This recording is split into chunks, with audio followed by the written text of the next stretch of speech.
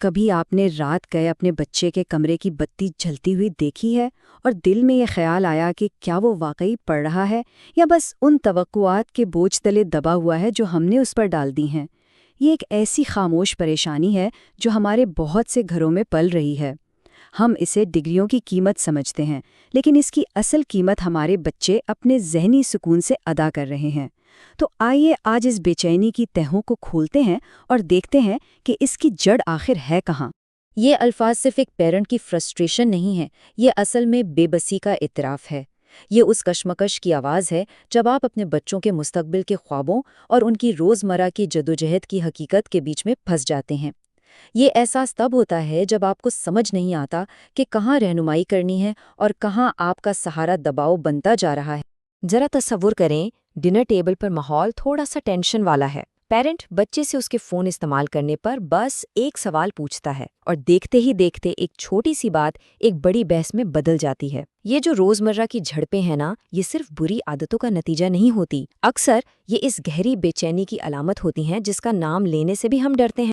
اور پھر سامنے جو سب سے بڑا چیلنج نظر آتا ہے، NET اور MD CAT۔ یہ صرف امتحانات نہیں ہیں، یہ ہمارے معاشرے میں کامیابی کے دروازے سمجھے جاتے ہیں۔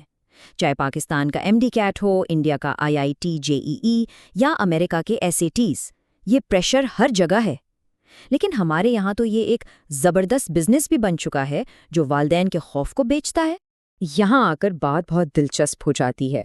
والدین سچے دل سے یہ مانتے ہیں کہ انہوں نے کوئی توقعات نہیں رکھیں، لیکن ان کے عمل اور ان کی پریشانی ایک بالکل مختلف کہانی سنا رہی ہوتی ہے۔ یہ جو تضاد ہے نا، یہ اس گہری سماجی کنڈیشننگ سے آتا ہے جو کامیابی کو صرف ڈاکٹر یا انجینئر بننے جیسے محدود راستوں سے جوڑتی ہے۔ اور یہی سوال اصل میں ہر چیز کا مرکز ہے۔ یہ ہمیں خود سے پوچھنے پر مجبور کرتا ہے کہ ہم کہتے کچھ ہیں اور محسوس کچھ اور کیوں کرتے ہیں۔ یہی وہ خلا ہے جہاں پریشانی پلتی ہے اور یہ والدین اور بچوں دونوں کو خاموشی سے کھا جاتی ہے۔ اس کا جواب ہمارے اپنے بنائے ہوئے کچھ انکہے اصولوں میں چھپا ہے۔ تو اب اس خلا کو سمجھنے کے لیے ہمیں بچوں کے ایکشن سے نظر ہٹا کر اپنی اندرونی دنیا یعنی اپنی توقعات پر لانی ہوگی۔ اصل تبدیلی کا سفر یہیں سے شروع ہوتا ہے۔ انکہے اصول، یہ وہ خاموش قانون ہے جو ہمارے خاندانوں پر حکومت کرتے ہیں۔ مثال کے طور پر، یہ اصول کہ ناکامی کوئی آپشن نہیں ہے، یہ شاید کبھی اونچی آواز میں نہ کہا جائے، لیکن یہ ہر بات چیت میں موجود ہوتا ہے، اور یہ ایک ایسا ماحول بنا دیتا ہے جہاں بچے کچھ نیا کرنے یا کوئی رسک لینے سے گھبرانے لگتے ہیں۔ یہ جو اندرونی کشمکش ہے نا، یہ صرف ایک شخص کی کہانی نہیں ہے، یہ ہزاروں والدین کی عکاسی ہے جو ایک ایسے سسٹم میں پھنسے ہیں جسے وہ خود ٹھیک نہیں سمجھتے، لیکن اس سے نکلنے میں بے بس محسوس کرتے ہیں۔ چاہے ایک مڈل کلاس خاندان کے لیے دوبارہ ٹیسٹ کی فیس کا مالی بوجھ ہو یا ایک اپر مڈل کلاس فیملی کے لیے سماجی ساکھ کا سوال، دباؤ ہر ایک پر ہے۔ اور یہ وہ لمحہ ہے جہاں کاؤنسلر پوری گفتگو کا رخ ہی موڑ دیتا ہے۔ بچے کو ٹھیک کرنے کی کوشش کرنے کے بجائے اب ساری توجہ والدین کے اپنے تجربات، ان کے اپنے خوف اور ان کے اپنے عقائد کو سمجھنے پر مرکوز ہو جاتی ہے۔ ایک لمحے کے لیے رک کر اس سوال پر سوچیے، اگر آپ اپنے آپ کو اپنی جوانی میں اسی تنقیدی نظر سے دیکھیں جس سے آج آپ اپنے بچے کو دیکھتے ہیں، تو آپ کو کیا نظر آئے گا؟ یہ سوال ہمدردی اور خود شناسی کا ایک بالکل نیا دروازہ کھول دیتا ہے۔ یہ سفر شاید دیکھنے میں بے ترتیب اور غیر یقینی لگے، لیکن سچ تو یہ ہے کہ یہی وہ طریقہ ہے جس سے ہم سیکھتے ہیں اور آگے بڑھتے ہیں۔ جسے ہم غیر فیصلہ کن رویہ کہہ کر نظر انداز کر دیتے ہیں، وہ اکثر خود کو کھوجنے کا ایک بہت ضروری اور بہادر عمل ہوتا ہے۔ یہ کوئی سیدھی لکیر کا سفر نہیں، بلکہ خود کو پہچاننے کی طرف جانے والا ایک گھماودار راستہ ہے۔ یہی وہ لمحہ ہے جہاں سب کچھ بدل جاتا ہے۔ جب والدین اپنے بچے میں اپنے ہی ماضی کی جھلک دیکھتے ہیں تو انہیں یہ احساس ہوتا ہے کہ ان کا بچہ ٹوٹا ہوا نہیں ہے، وہ صرف اس سفر پر ہے جس سے وہ خود بھی گزر چکے ہیں۔ تو اگر مسئلہ بچہ نہیں ہے تو پھر آگے کا راستہ کیا ہے؟ حل مزید کنٹرول یا سختی میں نہیں، بلکہ گہری سمجھ بوجھ میں ہے۔ یہ اپنے محرکات اور اپنے ڈر کو سمجھنے کے بارے میں ہے تاکہ ہم اپنے بچوں کی بہتر طریقے سے مدد کر سکیں۔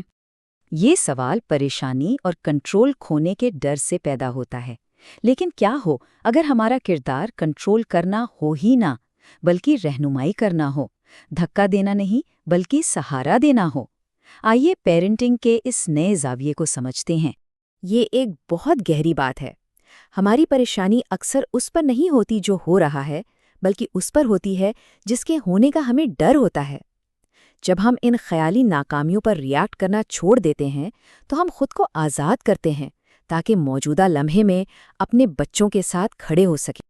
تو پہلا قدم کچھ کرنا نہیں بلکہ رکنا ہے۔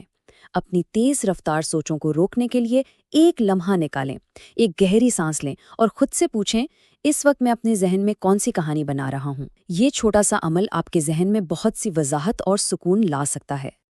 اچھا، تو اب ہم نے مسئلے کی جڑ کو سمجھ لیا ہے۔ چلیں اب ایک عملی حل کی طرف بڑھتے ہیں۔ یہ اپریشیٹیو انکوائری نامی ایک سادہ سی مشق ہے۔ اس کا مطلب ہے ایسے سوالات پوچھنا جو مسائل کے بجائے امکانات اور خوبیوں پر توجہ مرکوز کریں۔